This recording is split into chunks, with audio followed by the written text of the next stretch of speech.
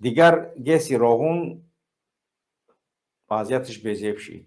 ممکن بگه که برای چی گس روغن وضعیتش بزیب شید؟ برای اینکه در اوکراین تیور میشید، همون اگریگات هایی که در گس روغن یعنی که باید درست میکردن موندن، اکنون فورس ماژور په کانترکت گفته اگریگات ها رو با روغن نمیورن. برای جستجوی دیگر پادریاچیک و بستن شرطنامه، دیدن پلان های انجینری و غیره حداقل از 2 سال بیشتر کار در کره. اگر از روسیه گوییم آنها زیر سانکسیا می شود و اگر با آنها کار کنیم بانک های ما با زیر سانکسیا یعنی باز زیر سانکسیا نشوند گفته اینوستورهای اساسی جهان با کار شوت روسیه پول روان کردن نمیتوانند. خوب دیگه امامعلی رحمانوف چیکار کردنی باشد؟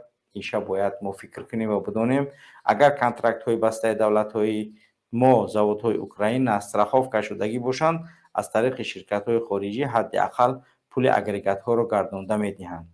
همه کار کرده میتونن اگر به شرط کانترکت های بسته دولتی ما با زواد اوکراین استراخاف داشته باشند.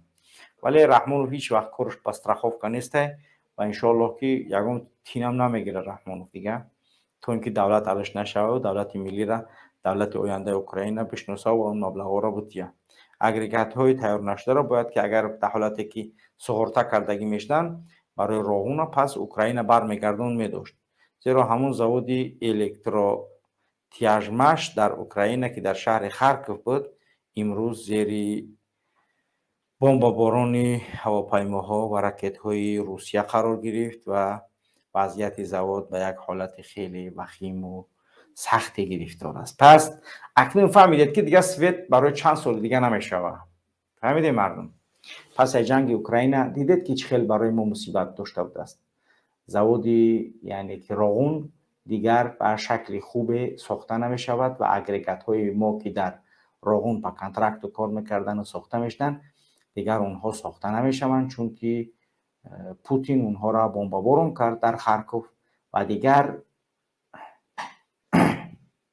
دیگر اون زواد کار نمیکنه. نامی زوادم ذکر کرده است یکی از متخصصای گیسی روغن که وضعیت همین خیلی است و اون چیزی که ما میدونیم یعنی به همین شکل و به همین حالت ادامه پیدا میکنه. یکی انجینیر کلون روغن یعنی که این چیزا به اصلاح نرفته است که همین برای مردم برسونه که دیگر انتظاری روغن نباشند و مردمی روغن و کارگران روغن ماهی نهم